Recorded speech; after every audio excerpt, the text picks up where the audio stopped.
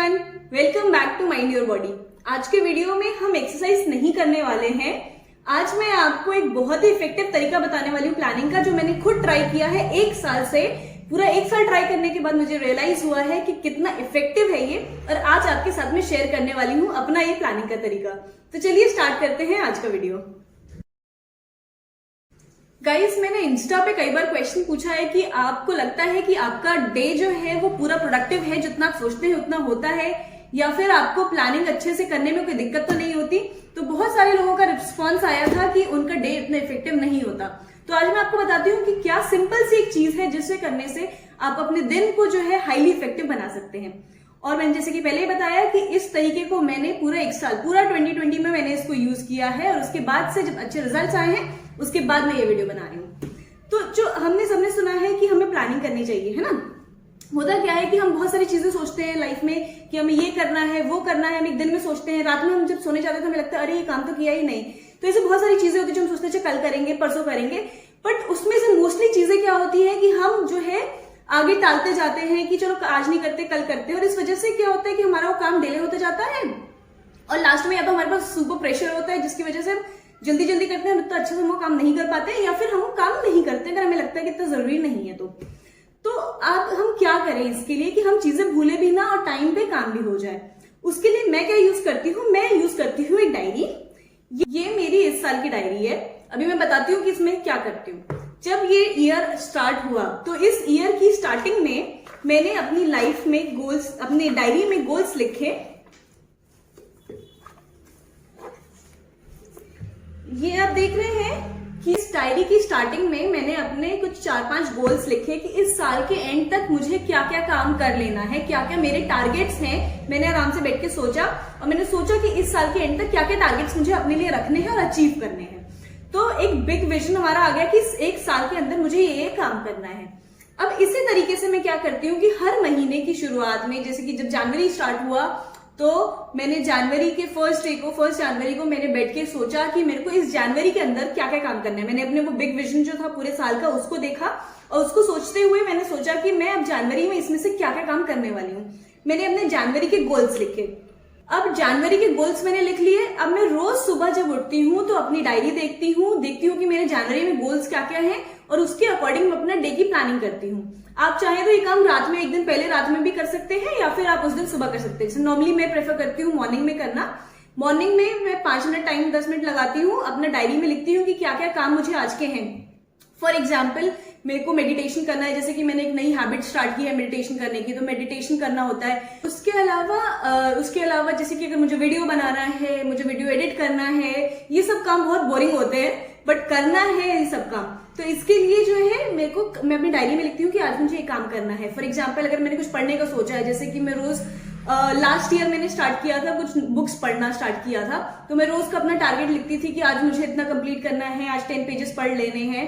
इस तरीके से मैं अपना डेली का गोल लिखती हूँ। मुझे एक्सरसाइज करनी है, ये सारी चीजें जो है, जो चीजें मुझे लगती हैं कि जरूरी है या फिर करनी है पर करने का मन नहीं कर रहा, आलस आ जाए, तो वो सारी चीजें मैं काम की लिस्ट में लिख देती हूँ।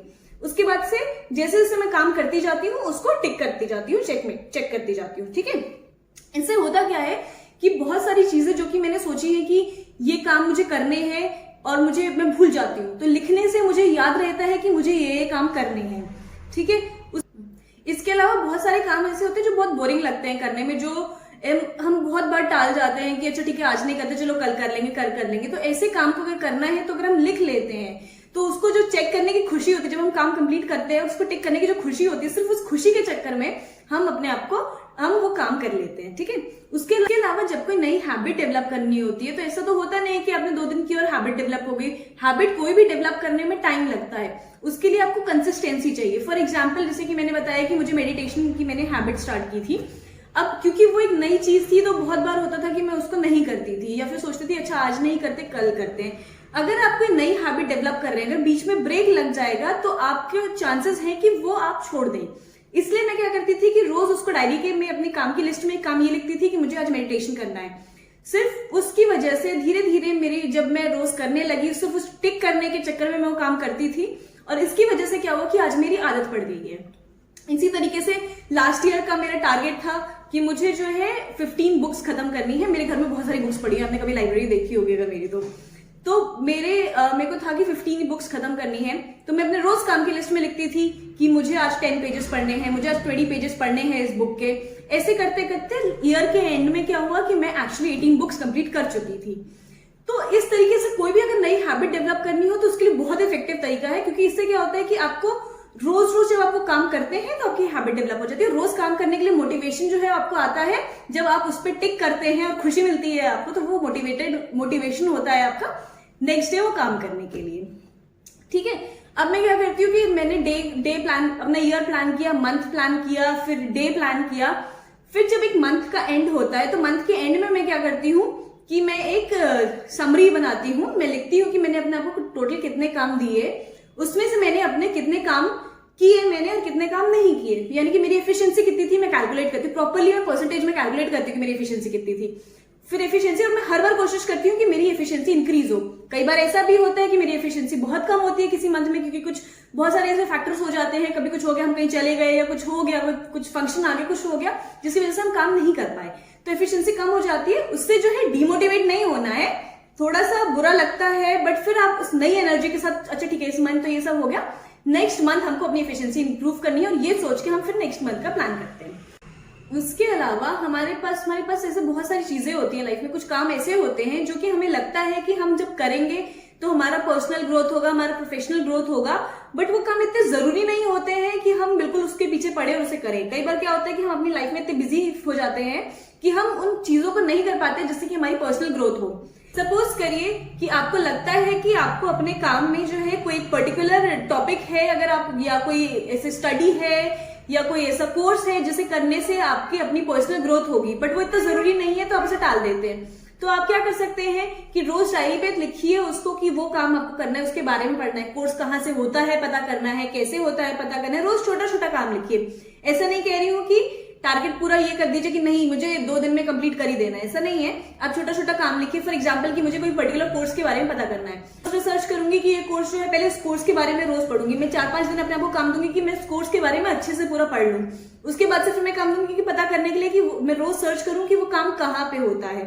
उसके बाद से जब मेरे को सारी चीजें पता चल जाएंगी, देन आई विल डिसाइड कि मैं काम में लिखूंगी कि मुझे आज जो है इस इंस्टीट्यूट में मुझे लग रहा है कि ये कोर्स होता है, मेरे लिए इफेक्टिव है, तो यहाँ फोन करना है। तो मैं काम की लिस्ट में डालती हूँ कि मुझे आज यहाँ पे फोन करना है।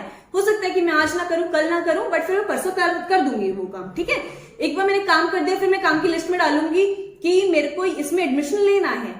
तो इस तरीके से जब हम अपने काम की लिस्ट करते हैं तो क्या होता है कि हम वो काम कर लेते हैं। अगर मैंने ये सब काम नहीं लिखा होता लिस्ट में तो हो सकता है कि मैं टालती कि चलो अच्छा आज नहीं करती, कल कर लेती हूँ, कल नहीं हुआ चलो कोई बात नहीं परसों कर लेती हूँ। इसी तरीके से पूरा मंथ निकल जाता, पूरा ईयर निकल जाता, मेरा वो नहीं होता।